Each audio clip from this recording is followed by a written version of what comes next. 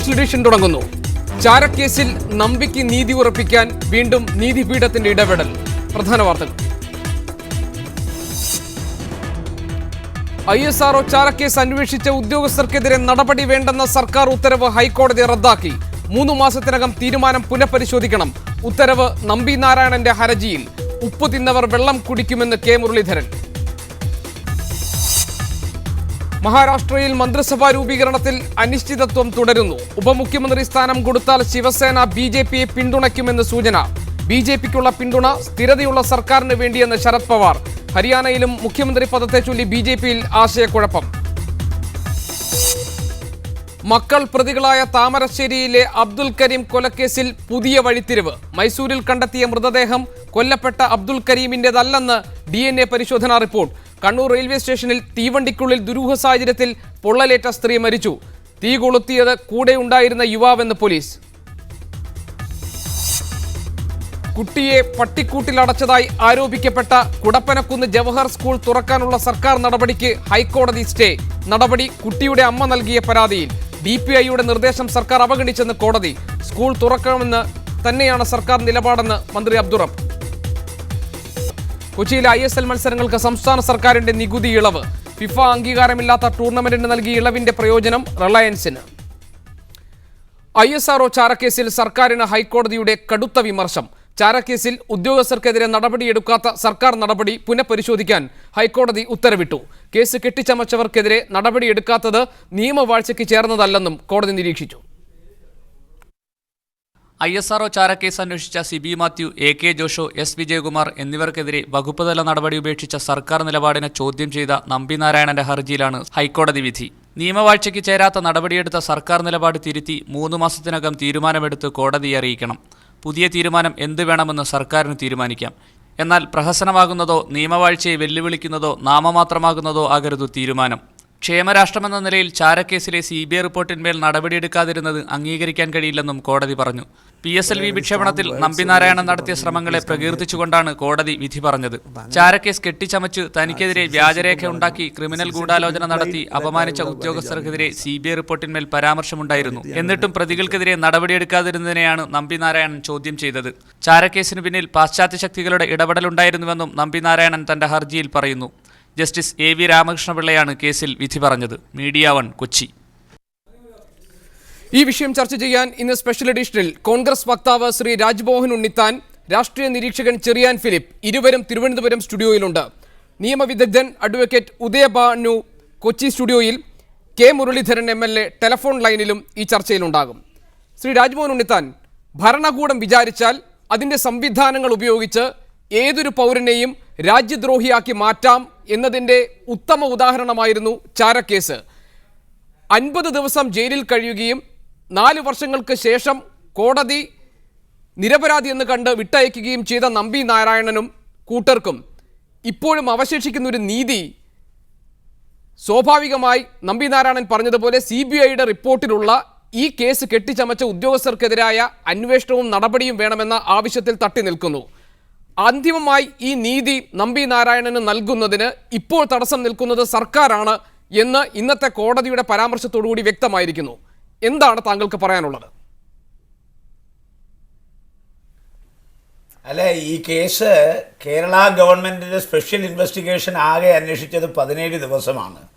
17 ദിവസത്തിന് ശേഷം ഈ കേസ് CBI ഏറ്റെടുക്കുകയും CBI ആണ് ചീഫ് ജുഡീഷ്യൽ മജിസ്ട്രേറ്റ് കോടതിയിൽ ഇതൊരു ഫാൾസ് കേസാണെന്ന് പറയുകയും ഇത് കള്ളക്കേസ് കെട്ടിച്ചമച്ചുണ്ടാക്കിയതാണെന്നും അത് ഇത്തരൊരു കേസില്ലെന്നും ISROയുടെ ചെയർമാൻ അടക്കമുള്ളൊരു കമ്മിറ്റിയെ വെച്ച് അന്വേഷിച്ചിരുന്ന ISROയുടെ യാതൊരു ഫയലുകളും ചോർന്നിട്ടില്ലെന്നും കണ്ടെത്തിയ CBI ആ CBIയുടെ റിപ്പോർട്ട് അംഗീകരിച്ചുകൊണ്ട് ഇവർ നിരപരാധികളാണെന്ന് കണ്ട് ഇവരെ വെറുതെ വിട്ടു. വെറുതെ വിടുന്ന ഇതിനകത്ത് ഈ ഉദ്യോഗസ്ഥന്മാർക്കെതിരെ ഒരു പരാമർശം മാത്രമേ ഉള്ളൂ. കാര്യം 10-15 വർഷക്കാലം കഴിഞ്ഞിട്ട് ഈ ഉദ്യോഗസ്ഥന്മാർ മുഴുവൻ സർവീസിൽ നിന്ന് റിട്ടയർ ചെയ്ത് പോയതിനു ശേഷം സംസ്ഥാന ഗവൺമെൻറ് അവർക്കെതിരെ എന്ത് നടപടി സ്വീകരിക്കാനാണ്? 1.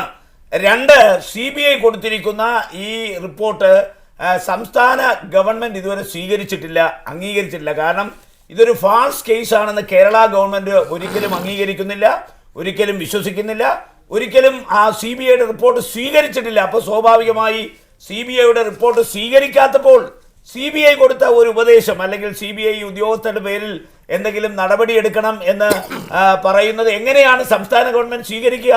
അപ്പോൾ സ്വാഭാവികമായി രണ്ടു കാര്യങ്ങളാണ് ഇതിനകത്തുള്ളത്. ഒന്ന്, CBI ചീഫ് ജുഡീഷ്യൽ മജിസ്ട്രേറ്റിന് കൊടുത്ത റിപ്പോർട്ട് കേരള ഗവൺമെൻറ് സ്വീകരിച്ചിട്ടില്ല, അംഗീകരിച്ചിട്ടില്ല.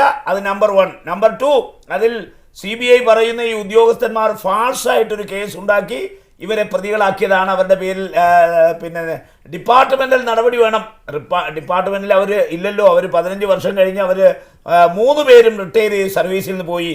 സർവീസിൽ നിന്ന് പോയവർക്കെതിരെ എന്ത് നടപടി സ്വീകരിക്കാനാണ് എന്നുള്ള ഒരു ഗവൺമെൻറ് അപ്പീലാണ് ഇന്നിപ്പോൾ തള്ളിയിരിക്കുന്നത്. റൈറ്റ്. ശ്രീ ചെറിയാൻ ഫിലിപ്പ്, പലതരത്തിലുള്ള വ്യാഖ്യാനങ്ങൾ, ഉപകഥകൾ, അതുപോലെ തന്നെ ഇതിന് പിന്നിൽ നടന്നിട്ടുള്ള ചരടുവലികൾ ഈ ചാരക്കേസിനെ സംബന്ധിച്ച് അവ്യക്തതകൾ ഇപ്പോഴും അവശേഷിപ്പിക്കുന്നുണ്ട്. താങ്കൾക്കറിയാം, രാജ്യാന്തര തലത്തിൽ നടന്ന ഒരു ഗൂഢാലോചനയുടെ ഭാഗമായി, ISROയെ തകർക്കാൻ നടന്ന ഗൂഢാലോചനയുടെ ഭാഗമായി നടന്ന നീക്കങ്ങളെ കേരളത്തിൽ ചിലർ രാഷ്ട്രീയമായി പ്രയോജനപ്പെടുത്താൻ ശ്രമം നടത്തിയിരുന്നു എന്ന് പല ഘട്ടങ്ങളിലായി താങ്കൾ ഉൾപ്പെടെയുള്ളവർ വെളിപ്പെടുത്തിയിട്ടുണ്ട്. ഇപ്പോൾ ഈ അന്വേഷണം നടത്തിയവർക്കെതിരെ, ഇത്തരമൊരു കേസ് കെട്ടിച്ചമച്ചവർക്കെതിരെ, രാജ്യദ്രോഹികളാക്കി രാജ്യത്തിൻ്റെ ശാസ്ത്രജ്ഞരെ മാറ്റിയവർക്കെതിരെ നടപടി സ്വീകരിക്കണം എന്ന CBIയുടെ ആവശ്യം, അത് അതിൽ ഒരു റിപ്പോർട്ട് നൽകാൻ വേണ്ടി കോടതി ആവശ്യപ്പെട്ടിരിക്കുന്നു. ശ്രീ രാജ്മോഹൻ ഉണ്ണിത്താൻ പറയുന്നു, സർവീസിൽ നിന്ന് പിരിഞ്ഞു പോയവർക്കെതിരെ ഇനി എന്ത് നടപടി സ്വീകരിക്കും? അദ്ദേഹം പറയുന്നു, CBIയുടെ റിപ്പോർട്ട് സംസ്ഥാന സർക്കാർ അംഗീകരിക്കുന്നില്ല, അതുകൊണ്ട് ഇപ്പോൾ ഈ കോടതി പറഞ്ഞ കാര്യങ്ങൾക്കൊരു റെലവൻസ് ഇല്ല എന്നാണ്. താങ്കൾ അത് ശരിവെക്കുന്നുണ്ടോ? ഒരാൾ സർവീസിൽ നിന്ന് റിട്ടയർ ചെയ്തു എന്നതിൻ്റെ പേരിൽ കുറ്റവാളി അല്ലാതാകുന്നില്ല. ഇവിടെ ഉണ്ടായിരിക്കുന്ന സംഭവം ഇന്ത്യയെ തകർക്കാനാണ് ശ്രമിച്ചത്, അല്ല നമ്പിനാരായണനെ കരുണാകരനെ അല്ല. ഇന്ത്യയുടെ ബഹിരാകാശ ശാസ്ത്ര മേഖലയിലെ ഒരു വളർച്ച കണ്ട് അത് തകർക്കാൻ വേണ്ടി ഞാൻ വിശ്വസിക്കുന്നു അമേരിക്കയുടെ CIA തന്നെയാണ്. കാരണം ഹോമി ബാബ എന്ന് പറയുന്ന ശാസ്ത്രജ്ഞനെ ആൽസ്പർവതയിൽ മരിച്ച നിലയിൽ കണ്ടെത്തി. അതുപോലെ തന്നെ വിക്രം സാരാഭായ് ISRO ചെയർമാൻ കോവളം കൊട്ടാരത്തിൽ മരിച്ച നിലയിൽ കണ്ടെത്തി. അവരെല്ലാം 50കളിൽ എത്തി നിൽക്കുമ്പോൾ യാതൊരു അസുഖമില്ലാത്ത ആളുകളാണ്. നമ്പിനാരായണനെ കൊല്ലാതെ കൊന്നു എന്ന് പറയുന്നതാണ് ശരി. അപ്പോൾ ഇതൊരു രാജ്യാന്തര ഗൂഢാലോചന നടന്നിട്ടുണ്ട്. ആ ഗൂഢാലോചനയിൽ ആരൊക്കെ പങ്കാളികളായി എന്നുള്ളത് ഇപ്പോഴും നിഗൂഢമായി നിൽക്കുന്ന ഒരു കാര്യമാണ്.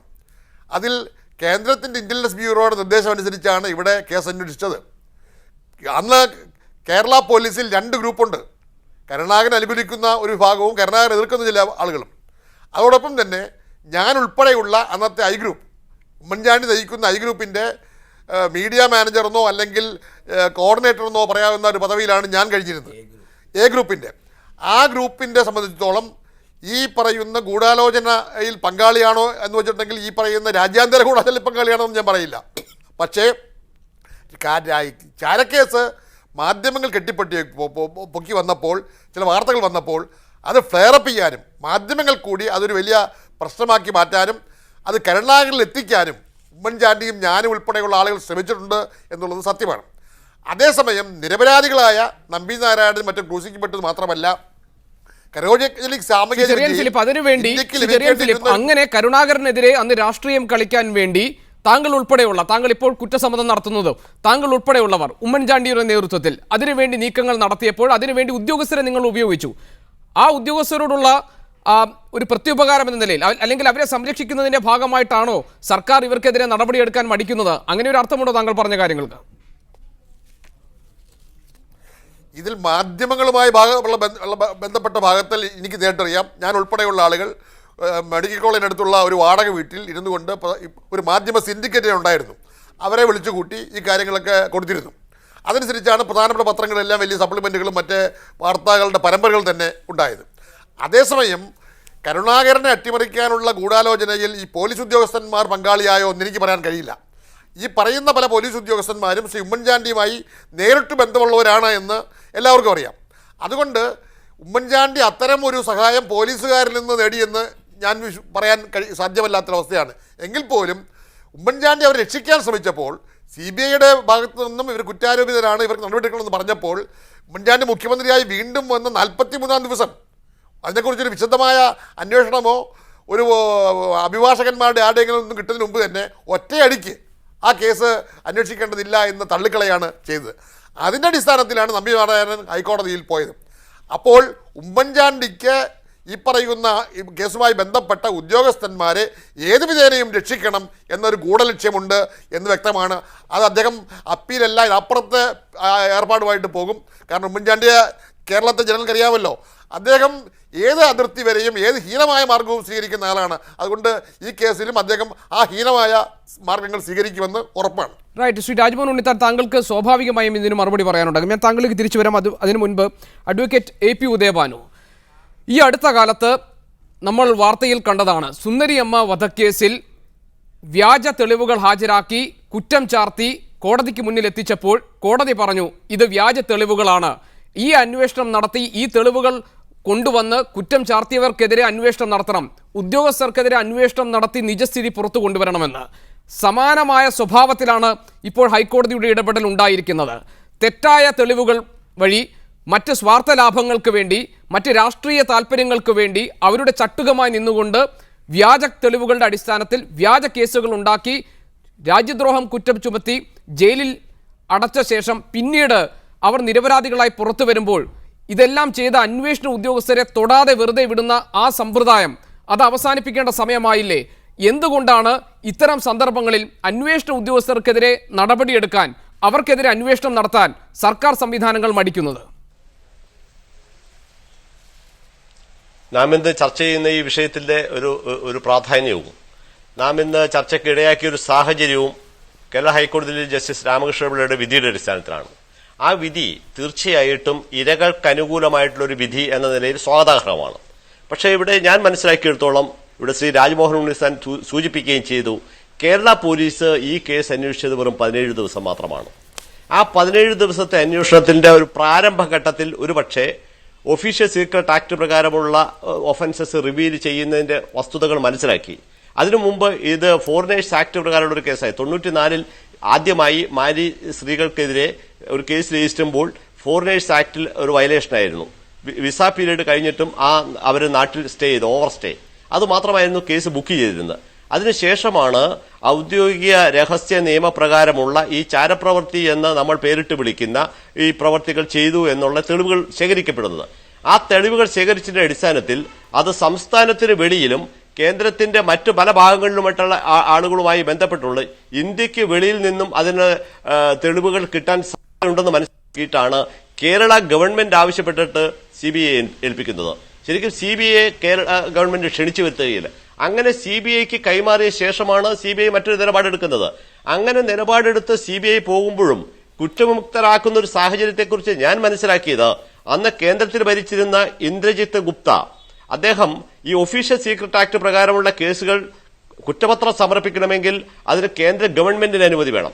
കേന്ദ്ര ഗവൺമെന്റിന്റെ അനുമതി കൊടുക്കുന്നതിന് അയൽ രാജ്യങ്ങളുമായിട്ടുള്ള നയതന്ത്ര ബന്ധങ്ങളിൽ കുഴപ്പങ്ങൾ ഉണ്ടാകാൻ സാധ്യതയുണ്ട്. ആ ബന്ധങ്ങൾക്ക് കോട്ടം തട്ടരുത് എന്നതിന്റെ അടിസ്ഥാനത്തിൽ സാങ്ഷൻ കൊടുക്കാതിരിക്കുന്നു. അങ്ങനെ സാങ്ഷൻ കൊടുക്കാതിരുന്നതിന്റെ അടിസ്ഥാനത്തിലാണ് പ്രതികൾ കുറ്റവിമുക്തരാക്കപ്പെടുന്ന ഒരു സാഹചര്യം ഉണ്ടായെന്നാണ് ഞാൻ മനസ്സിലാക്കിയത്. മറ്റേ ശേഖരിക്കപ്പെട്ട തെളിവുകളിൽ ഒരുപക്ഷെ കേരള പോലീസിന്റെ ഭാഗത്തുനിന്ന് അക്ഷന്തവ്യമായിട്ടുള്ള കുറ്റകൃത്യങ്ങൾ അല്ലെങ്കിൽ വീഴ്ചകൾ ഉണ്ടായി എന്നുള്ളതെല്ലാം പറയുന്നുണ്ടെങ്കിൽ തന്നെയും 17 ദിവസങ്ങൾ കൊണ്ട് ഇവർ എന്ത് വീഴ്ച നടത്തി എന്ന് CBI കണ്ടെത്തിയിട്ടില്ല.